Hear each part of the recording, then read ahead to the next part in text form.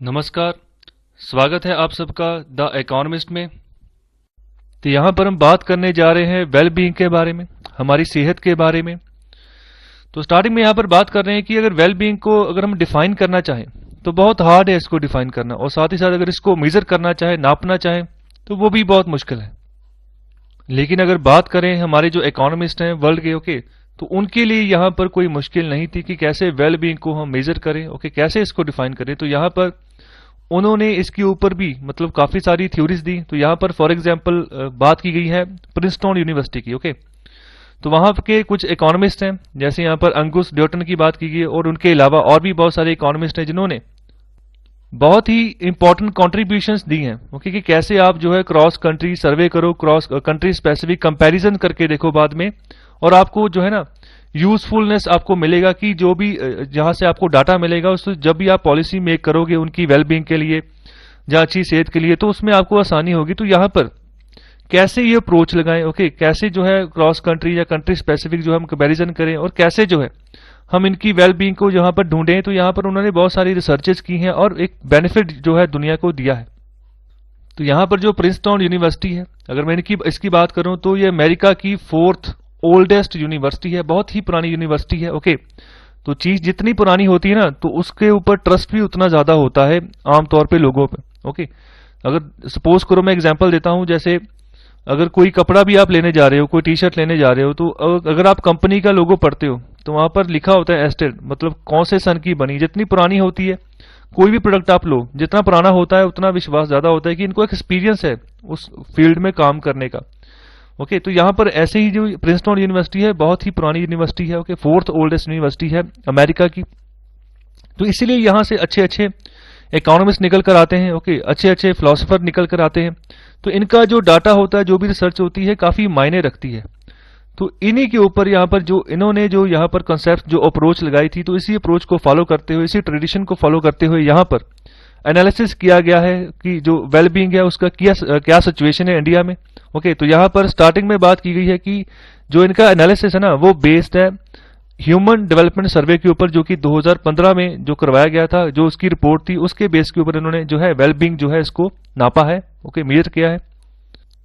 और उसी सर्वे के तहत यहाँ पर representative for all India panel survey over 2005 to 2012, okay, 2005 से लेकर 2012 तक भी, ओके, जो इस के जो रिप्रेजेंटेटिव थे जो इस ऑल इंडिया पैनल सर्वे के, ठीक है, उनको भी यहाँ पर शुमार किया गया, okay, included over 42,000 house holds, okay. तो ये भी यहाँ पर मतलब शुमार किए गए इस वेलबींग का नाप लगाने के लिए, ओके, इसके बारे में अच्छे से रिसर्च करने के लिए।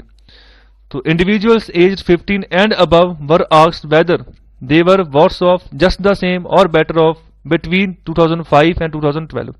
सो मतलब कि जो भी लोग थे जिनकी उम्र जो 15 साल से ऊपर थी, उनको यही क्वेश्चन पूछा गया उनकी हेल्थ के बारे में वेलबींग के बारे में, कैसा वो फील करते थे। यहाँ पर ये 2005 से लेकर 2012 तक यही काम हुआ है, ओके। हर साल जब भी ये जाते थे जिस भी इलाके में, तो वहां पर सर्वे के दौरान यही चीजें बार बार उनकी पूछी गई, ओके। तो यहाँ पर जो भी इनका वेलबींग का जो आउटकम आया, ओके, 2012 में, ओके, और फिर 2005 में था, उसमें फिर कंपैरिजन करके देखा गया कि मतलब क्या फर्क आया, ओके, 2005 और 2012 के डाटा जो आया, सर्वे का आउटकम्स आए, उसमें क्या फर्क आया। और साथ ही साथ to isolate the role of various factors and econometric analysis was conducted, each findings implies that other explanatory variables are held constant. So इसी जो डाटा आया सर्वे का, उसी के तहत बहुत सारे और फैक्टर्स थे, ओके, मतलब जिनके ऊपर इन्होंने एनालिसिस किया, ओके, रिसर्चेस करने की कोशिश की कि हम जो है कॉमन मिनिमम एक जो प्लेटफॉर्म है वो लेकर आए, जिसके तहत हम ये ढूंढ पाए कि क्या सिचुएशंस है कि जिसकी वजह से मतलब ये सब होता है, ओके। मतलब अगर सेहत खराब रहती है तो क्यों रहती है, कौन से एज फैक्टर में अगर स्ट्रेस ज्यादा है तो क्यों ज्यादा है, ओके। तो ये सब चीजें यहाँ पर जो है डिस्कस की गई हैं अच्छे से। तो यहाँ पर बात की गई मोस्टली जितने भी लिटरेचर होते हैं, ओके, तो वहां पर जो भी रिलेशनशिप दर्शाई जाती है वेलबींग और एज के बीच में, ओके, ध्यान रखिएगा यहाँ पर हम बात कर रहे हैं वेलबींग और एज, ओके। तो इसी के हिसाब से होता है कि कौन सी एज में कितना वेलबींग अच्छा है, ओके, और कौन सी एज में कितना खराब हो गया। तो इसकी जो भी रिलेशनशिप होती है वो होती है यू शेप, जैसे एक यू होता है बिल्कुल उसी की तरह, कि जैसे स्टार्टिंग में जैसे बच्चे का जन्म होता है, ठीक है, उससे लेकर 20, 25, 30, 35 साल तक बिल्कुल मतलब सही जाता है, इतनी बीमारियां नहीं लगती हैं नॉर्मली अगर एवरेज बात करें। लेकिन धीरे धीरे धीरे जब उम्र बढ़ती जाती है, ओके, 40 के पार 45 के पार थोड़ी थोड़ी बीमारियां लगनी शुरू हो जाती हैं, ठीक है, कोई ना कोई जो है इम्पैक्ट बॉडी के ऊपर पड़ना शुरू हो जाता है। ओके, फिर जब नीचे की ओर, मतलब जो एज है ना, जब बढ़ती जाती है, जो वेल बींग है वो नीचे की ओर आनी शुरू हो जाती है, जैसे यू बना होता है। और धीरे धीरे जब उम्र बढ़ती जाती है, फिर जब काम का स्ट्रेस कम होना शुरू हो जाता है, जिम्मेदारियां का बोझ कम होना शुरू हो जाता है, तो फिर क्या होता है कि जब उम्र बढ़ने लगती है, ओके, जैसे 75 प्लस हो जाते हैं, तो वहां पर जो है वेलबींग अच्छा देखने को मिला है। ये एवरेज जो है नॉर्मल लिटरेचर जो शो करते हैं, यहाँ पर उसकी बात की गई है। तो यहाँ पर जो जब वेलबींग कम होती है, तो उसका यहाँ पर बात बोलेगी जो वर्क रिलेटेड स्ट्रेस होता है, ओके, जो फ्यूचर के बारे में चिंताएं होती हैं, ओके, और ये सब चीजें ओल्डर एजेस में नहीं होती हैं, क्योंकि उस समय वो एक आजादी फील कर रहे होते हैं, मतलब किसी तरह का स्ट्रेस उनके माइंड में नहीं होता है। तो ये इस सेंस के तहत यहाँ पर वो अपने आप को सोचते हैं, अपनी सेहत का ख्याल रखते हैं। ओके, तो यहाँ जिस नॉर्मली जो है इस तरीके से जो है लिटरेचर शो करता है वेलबींग और एज का। लेकिन अगर भारत की बात करें तो यहाँ पर ये उल्टा है। ओके, तो जो यहाँ पर इन्होंने रिसर्च की है, ओके, तो यहाँ पर जो पाया गया ये उल्टा है। ये जो यू है ना, ये उल्टा हो गया है, इन्वर्टेड यू शेप यहाँ पर रिलेशनशिप है एज और जो वेलबींग है उसके दरमियान। तो यहाँ पर अगर बात करें कि जो प्रोबेबिलिटी है कि अगर बेटर ऑफ, मतलब सेहत अच्छी हो, अगर 20 से 25 साल की उम्र की बात करें और peeking high at 40 to 45, okay, तो यहाँ पर कोई खास, जहां पर मतलब सेहत में ना कोई यहाँ पर गड़बड़ी देखने को मिल रही है। ओके, तो यहाँ पर 65 ईयर्स की उम्र के बाद फिर फॉल आना शुरू हो जाता है वेलबींग में और ज्यादा, और जब 75 से 80 ईयर्स की उम्र हो जाती है तो फिर तो बहुत ही काम खराब हो जाता है। तो यहाँ पर इंडिया के केस में ये सिनेरियो है। देखो, इंडिया के केस में अगर बच्चा पैदा भी होता है तो अंडर नरिशमेंट का शिकार होने शुरू हो जाते हैं। तो आप ग्लोबल हंगर इंडेक्स में अपनी रैंकिंग देखो, ओके, तो मतलब कहने का कि यहाँ पर बहुत खामियां हैं। अभी न्यूट्रिशनल डाइट अच्छे से बच्चे को नहीं मिल रही। जब बच्चा बड़ा होगा तभी तो बीमारियां लगेंगी उसको। या तो बच्चे को बचपन से ही अच्छा जो है उसको एनवायरनमेंट मिल रहा है, अच्छा उसको खान पान मिल रहा है, अच्छी उसकी सेहत का ध्यान रखा जा रहा है, तो हम कह सकते हैं कि एवरेज जो भी बच्चे हमारे यहाँ पर पैदा हुए हैं उनकी सेहत जो है वो आने वाले काफी समय तक अच्छी रहेगी। लेकिन ऐसा होता नहीं है। बच्चों की मोस्टली जो है चाइल्ड मोर्टेलिटी हो जाती है 5 साल की उम्र के कम जो बच्चे होते हैं। तो उसका रीजन होता है कि न्यूट्रिशनल डाइट अच्छी नहीं मिल पाती। ओके, तो रिसेंटली गवर्नमेंट ऑफ इंडिया ने एक राइस फोर्टिफिकेशन जो है स्कीम चलाई है, पायलट स्कीम चलाई, जिसके तहत काफी स्टेट्स में जो है सरकार यहाँ पर पैसा देगी स्टेट्स को, और सेंटर भी खुद से पैसा लगाएंगे। ओके, ये एक सेंट्रली स्पॉन्सर्ड स्कीम है। तो यहाँ पर राइस की फोर्टिफिकेशन की जाएगी, मतलब कि नॉर्मली जो राइस है, चावल है, उसमें आयरन की कमी होने की वजह से जो है अंडर नरिशमेंट हो जाती है, जिसकी वजह अब क्या करेंगे, अब वो पाउडर बना के, उसी राइस को पाउडर बना के उसमें जो है आयरन जो है उसको मिक्स करके उसका दोबारा से ना एक कैरनल बनाएंगे। ओके, दोबारा से उसको बनाएंगे चावल को। ओके, तो फिर मार्केट में भेजेंगे, फिर उसको पका के लोग खाएंगे। मतलब कि जिस न्यूट्रिशन की, जिस फॉलिक एसिड की, जिस विटामिन की कमी है ना चावल में, उसको उसमें एडिशनली खुद से डालेंगे और फिर उस चावल को बाहर मार्केट में रखेंगे। ओके, तो यहाँ पर बेसिकली कोशिश यही है कि न्यूट्रिशनल डाइट बच्चों को जो है प्रोवाइड की जाए। ओके, तो पीआईबी के अगर आप लेक्चर देखो तो वहां पर भी आपको, यहाँ मैंने इस स्कीम के बारे में अच्छे से जिक्र किया है, तो आप उसको भी अच्छे से फॉलो करके चला करो। तो यहाँ पर 20, 25, 40, 45 और 65 और 75 to 80, तो मतलब धीरे धीरे जब उम्र बढ़ती जा रही है, वेलबींग कम होती जा रही है। एवरेज इंडिया का सिनेरियो यहाँ पर ये दिख रहा है। ओके, तो यहाँ पर जो रीजंस हैं वही है करियर स्ट्रगल। ओके, तो यहाँ पर सबसे बड़ी प्रॉब्लम यही, जब बच्चा बड़ा होता है, ओके, जब पास आउट हो जाता है तो तब चिंता होती है कि मैं कोई जॉब करूं। ओके, तो जिसकी वजह से वो अपने करियर की एडवांसमेंट के बारे में सोचता है, आगे बढ़ने की कोशिश करता है, ओके, स्ट्रगल्स को फेस करता है, फैमिली की रिक्वायरमेंट्स को भी यहाँ पर पूरा करना होता है। इसके बाद जो मिडिल एज आ जाती है तब उसको सेविंग के बारे में सोचना होता है कि अपने बच्चों को कैसे बढ़ाना है, उसके लिए सेविंग कर लो, उनकी शादियां करनी है, ठीक है, उसकी सेविंग कर लो। फिर मतलब इस तरह करते करते टेंशन बढ़ती जाती है और बीमारियां जो है वो भी बढ़ती जाती हैं। ओके, तो ये जब ओल्ड एज हो जाती है तो फिर तो बहुत ही काम खराब हो जाता है। फिर तो मतलब ऐसा होता है कि कई बार तो जब उम्र 60 के बाहर चली जाती है फिर पता लगता है कि देखो यहाँ पर इस फलाने इंसान को ये बीमारी है। तो बीमारियां का कारण जो है हमेशा मोस्टली टेंशन होता है और खराब खान पान होता है। अगर हमारा खान पान सही है, मेंटल और फिजिकल हेल्थ को हम रोजाना जो है इसके ऊपर एक्सरसाइज कर रहे हैं, ओके, तो तब ये चीजें बहुत कम होती हैं। अगर हम अपनी सेहत का खुद से ध्यान रख रहे हैं तब ऐसी जो सिचुएशंस है ना, जब आप ओल्ड एज में भी जाओगे तो आपकी एक हैबिट जो है वो बन जाएगी। लेकिन बहुत सारे लोग ये सोचते हैं कि जब बूढ़े होंगे तभी से हम एक्सरसाइज करनी शुरू करेंगे, तब तक बहुत देर हो चुकी होती है, तब तक शरीर जो है वो साथ नहीं देता है। तो यही उम्र है, जब आपकी जो उम्र है, बच्चों की उम्र है, इसी उम्र से अपनी आदतें सही करो।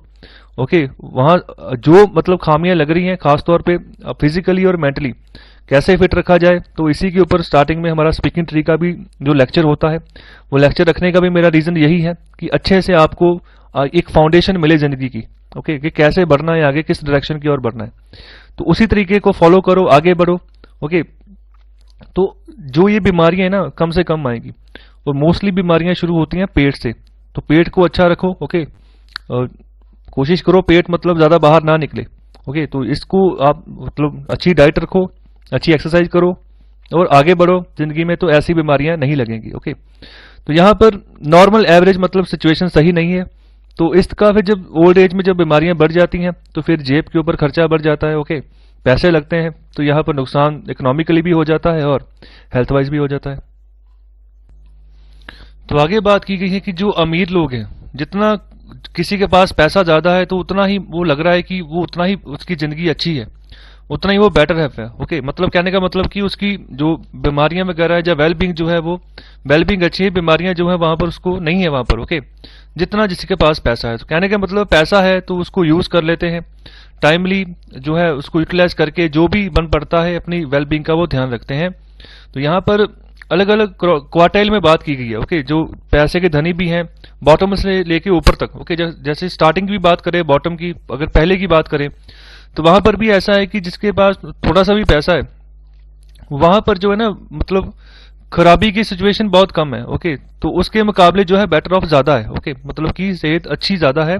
अगर थोड़ी बहुत बीमारी है तो वो बहुत मतलब कम लेवल पर है, अगर किसी के पास थोड़ा बहुत भी पैसा है। इसी के तहत अगर second quarter, third quarter, okay, आगे बढ़ते जाओगे, जो वेल्थिएस्ट पर्सन भी है ना, जहां पर फोर्थ क्वार्टर की यहाँ पर बात की गई है, तो उनका भी सेम ही पैटर्न है, मतलब कि पैसा है तो बेटर ऑफ अच्छी है उनकी, और वर्स ऑफ की जो सिचुएशन बहुत कम है। ओके, अगर कंपेयर भी करें, प्रोबेबिलिटी भी लगाएं दोनों की, तो बेटर ऑफ जो है ना 2 गुना ज्यादा है। ओके, वर्स ऑफ से। सो कहने का मतलब कि अच्छी सेहत की जो यहाँ पर कायदे हैं वो ज्यादा है, यहाँ पर अच्छी सेहत ज्यादा है खराब सेहत के मुकाबले। तो यहाँ पर जो डाटा दिया गया है ये 2012 के हिसाब से यहाँ पर बात कर रहे हैं।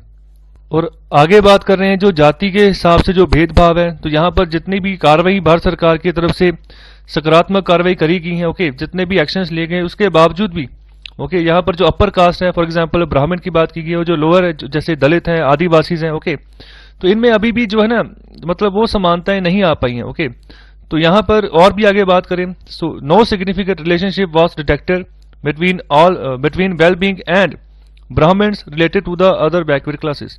सो ओबीसी के तहत भी अगर ब्राह्मण्स को हम रिलेट करके देखें तो वहां पर भी जो है वेल बींग के कोई अच्छी सिग्निफिकेंट रिलेशनशिप हमें देखने को नहीं मिली है। ओके, सो जाति भी यहां पर निर्भर कर रही है, जितनी ऊपर जाति के लोग हैं, एग्जाम्पल के तौर पर, ओके, तो जितनी जाति मतलब अच्छी है ना, कहने का मतलब जातियां सभी अच्छी हैं, लेकिन यहाँ पर समाज के हिसाब से जैसे बांटा गया है तो उस हिसाब से भी बात कर रहे हैं।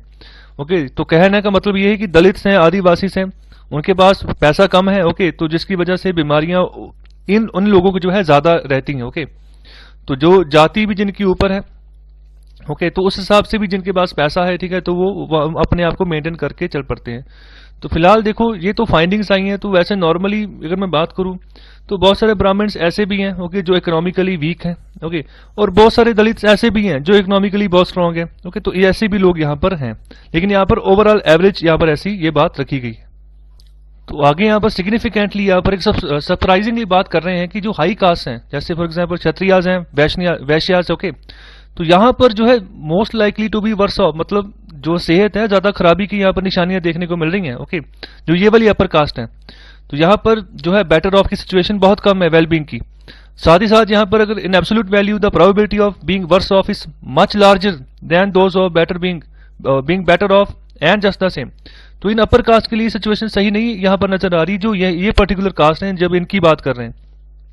आगे यहाँ पर दलित और आदिवासी की अगर इनके बीच में हम देखें तो यहाँ पर भी एक कंट्रास्ट निकल कर आता है।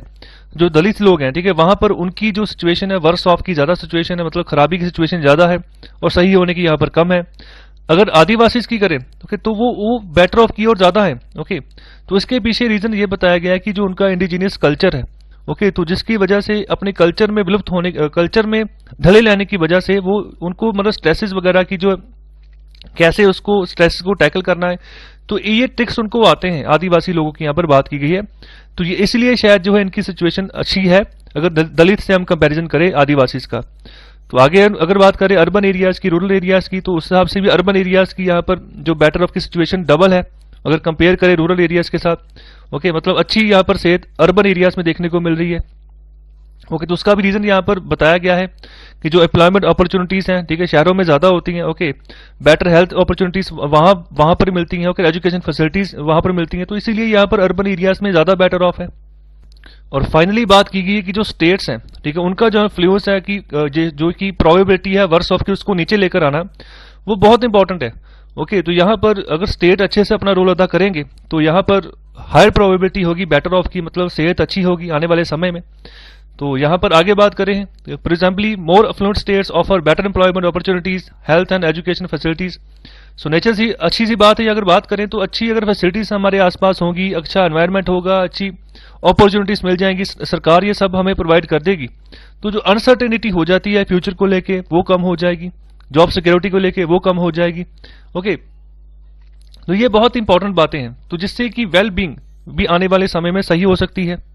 और लास्ट में बात कर रहे हैं जो अमर्त्य सेन। ओके, अमर्त्य सेन, इनको नोबेल प्राइज मिल चुका है। ओके, ये हमारे भारत के एक इकोनॉमिस्ट हैं। ओके, तो यहाँ पर ये भी बात कर रहे हैं कि अगर इनके जो ये बात कहते थे, ओके, जो कह रहे थे कि emphasising the close link between capability to live a life one desires and opportunities for self advancement and recognition, the emphasis must shift to the latter despite the seismic effects of COVID-19, especially with regards to well-being of the oldest।